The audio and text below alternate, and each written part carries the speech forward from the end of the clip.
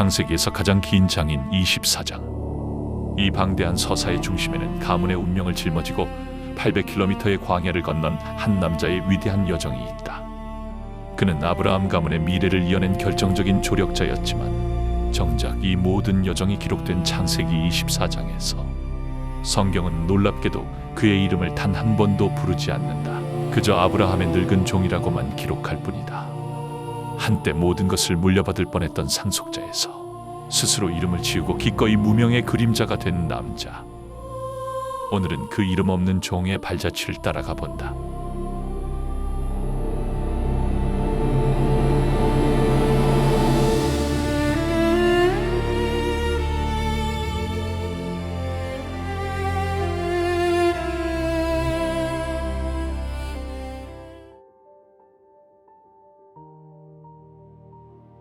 믿음의 조상이라 불리며 하늘의 별과 같이 수많은 자손을 약속받았던 위대한 족장 아브라함. 하지만 긴 세월이 흘러도 정작 그에게는 대를 이을 핏줄이 단 한 명도 없었다. 깊은 절망 속에서 그가 하나님께 부르짖는다.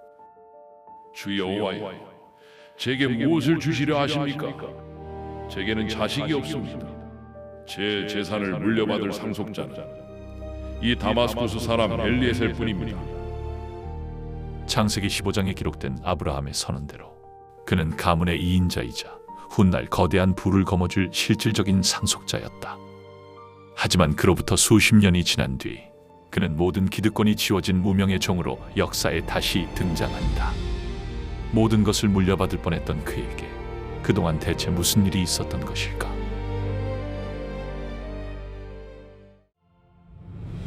엘리에셀의 운명이 뒤바뀐 것은 아브라함의 나이 100세에 기적처럼 이삭이 태어나면서부터였다. 주인에게 아들이 생겼다는 것은 곧 엘리에셀의 상속권이 완전히 사라졌음을 의미했다. 하루아침에 거대한 가문의 후계자에서 다시 평범한 종으로 전락해버린 밤, 보통의 인간이라면 질투심에 휩싸이거나 자신의 기득권을 뺏긴 것에 분노하여 반란을 꾀했을지도 모른다. 하지만 엘리에셀은 요동하지 않았다. 그는 자신의 욕망보다 이 가문을 향한 하나님의 거대한 섭리를 더 무겁게 받아들였다. 그는 기꺼이 상속자의 겉옷을 벗고 다시 종의 허리띠를 맸다. 그리고 무려 수십 년의 세월 동안 자신을 밀어낸 그 아들 이삭을 자신의 진짜 주인으로 모시며 가문의 모든 소유를 묵묵히 관리했다. 그는 단순히 착한 종이 아니었다. 자기 자신을 완벽하게 부인할 줄 아는 위대한 신앙인이었다. 시간이 흘러 아브라함은 나이가 많아 늙었고 기력이 쇠하였다. 죽음을 직감한 아브라함은 자신의 평생을 함께 해온 가장 신뢰하는 늙은 종을 부른다. 내 허벅지 아래에 네 손을 넣어라. 하늘과 땅의 주인이신 여호와를 두고 내게 맹세해다오. 너는 내 아들 이삭의 아내를 이 가나안 사람들의 딸 중에서 고르지 말고 내 고향, 내 친척들에게로 가서 내 아들을 위한 아내를 데려오너라. 고대 중동에서 허벅지 아래에 손을 넣고 맹세하는 것은 생명과 자손을 건 가장 엄숙하고 치명적인 서약이었다. 만약 맹세를 어기면 죽음의 저주를 받겠다는 뜻이었다. 늙은 종의 어깨에 가문의 미래가 걸린 거대한 무게가 얹어졌다. 주인어른, 만일 여자가 저를 따라 이 땅으로 오려고 하지 않으면 제가 주인의 아드님을 데리고 어르신이 떠나오신 그 고향 땅으로 돌아가야 합니까? 내 아들을 데리고 그리로 돌아가지 아니하도록 꼭 조심해라. 하늘의 하나님 여호와께서 그분의 사자를 너보다 앞서 보내실 것이다. 네가 거기서 내 아들을 위하여 신부감을 구하여라. 만일 그 여자가 너를 따라오려고 하지 않으면 너는 이 맹세와 아무런 상관이 없다. 어떠한 일이 있어도 아들이 언약의 땅을 떠나서는 안 된다는 주인의 단호한 명령. 만약 여자가 오지 않겠다고 하면 종은 맹세에서 풀려날 수는 있었지만 빈손으로 돌아간다는 것은 곧 주인의 평생 수건이 무너짐을 의미했다. 도무지 성공을 장담할 수 없는 불확실성으로 가득한 미션이었다. 그러나 종은 더 이상 토를 달지 않고 주인의 허벅지 아래에 손을 놓고 맹세했다. 늙은 종은 주인의 모든 좋은 것을 낙타 10마리에 싣고 길을 나섰다. 가나안 땅에서 주인의 고향인 메소포타미아, 곧 나홀의 성까지의 거리는 약 800km. 서울에서 부산을 왕복하는 것보다 먼 거리이자 뜨거운 사막과 도적대가 들끓는 목숨을 건 여정이었다. 그는 수십일 동안 뙤약볕 아래서 모래바람을 맞으며 묵묵히 걸었다. 그의 나이 역시 아브라함만큼이나 늙고 지쳐 있었다. 이 고단한 광야 한가운데서 이 이름 없는 종은 무슨 생각을 했을까?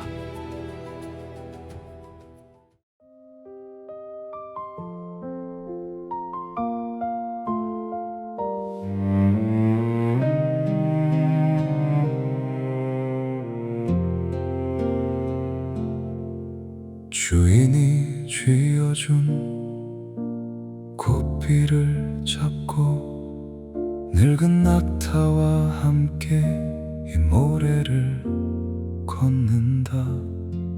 나의 젊음은 이 사막의 바람 속에 흩어졌고 나의 이름은 오래전 이 모래 속에 묻혔다네. 한때는 이 모든 것이 내 것이 될 줄 알았던 어리석고 헛된 꿈을 꾸던 밤도 있었지. 그러나 나의 주인, 나의 아브라함, 당신의 기쁨이 곧 나의 평안이 오니 내 이름 하나 남지 않고 잊혀진다 해도 당신의 아들을 위해 하나님이 주신 거룩한 언약을 위해 이 늙은 몸 기꺼이 사막의 길을 열겠소.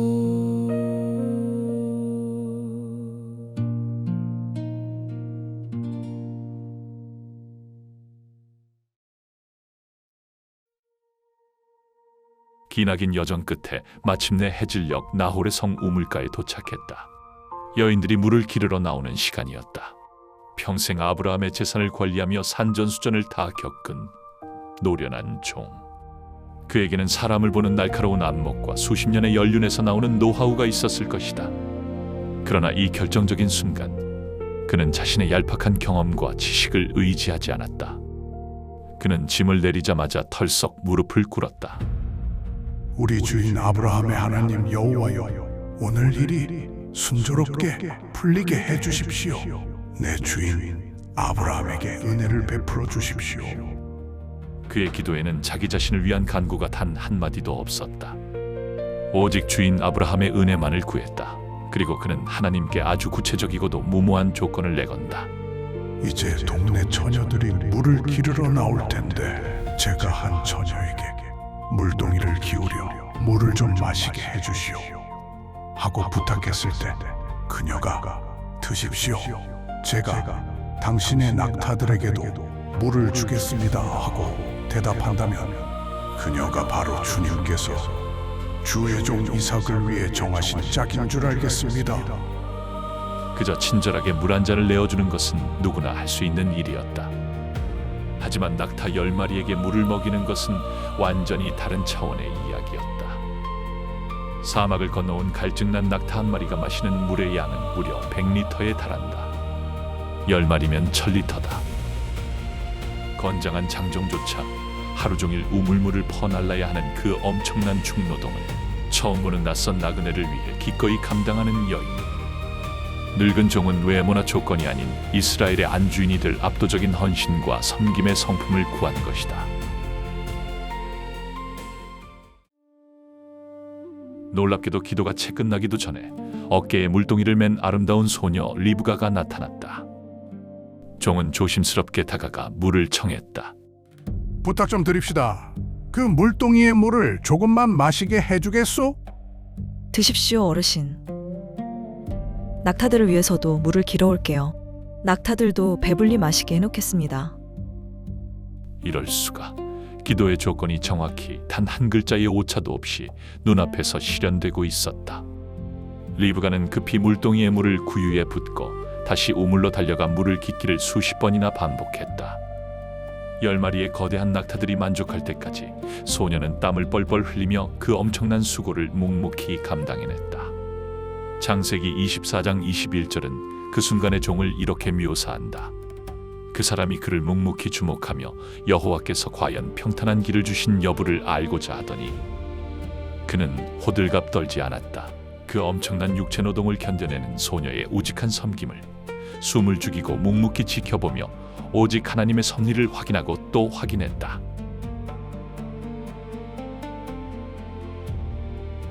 낙타가 마시기를 다하자 종은 금코걸이와 금 손목걸이를 꺼내 소녀에게 주며 네 댁의 따님이시오 하고 물었다. 소녀의 대답은 아브라함의 동생 나홀의 손녀 부두엘의 딸이라는 것이었다. 혈통마저 아브라함의 명령과 완벽하게 일치했다. 그 순간 늙은 종의 몸이 무너져 내렸다. 나의 주인 아브라함의 하나님 여호와를 찬양합니다. 나의 주인에게 주님의 사랑과 성실함을 거두지 않으셨고 여호와께서 이 길에서 저를 인도하셔서 내 주인의 동생 집에 무사히 이르게 하셨습니다. 그는 자신이 800km를 고생해서 걸어왔다고, 내 기도가 응답되었다고 자랑하지 않았다. 처음부터 끝까지 나의 주인 아브라함의 하나님만을 높였다. 자신이 해낸 성과 앞에서도 그는 철저히 종의 위치를 잃지 않고 하나님께 모든 영광을 돌렸다.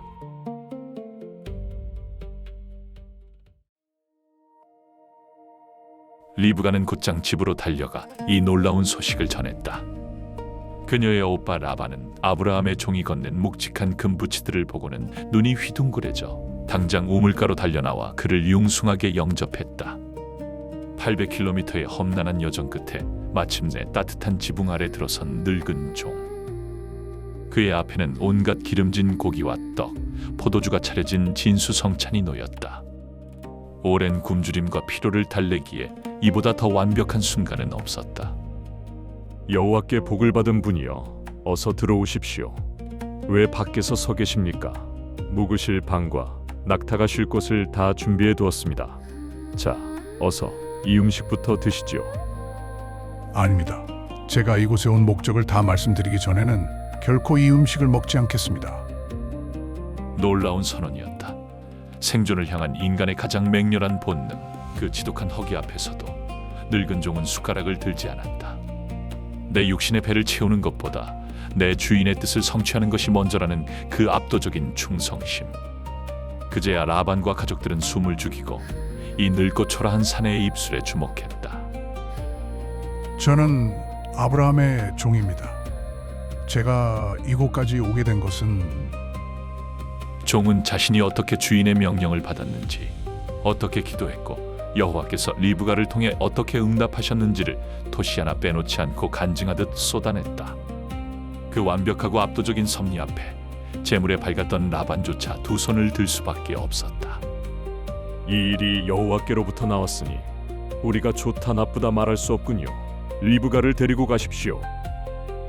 결국 그날 밤 늙은 종은 주인의 뜻이 완전히 성취된 것을 확인하고서야 비로소 편안히 먹고 마셨다.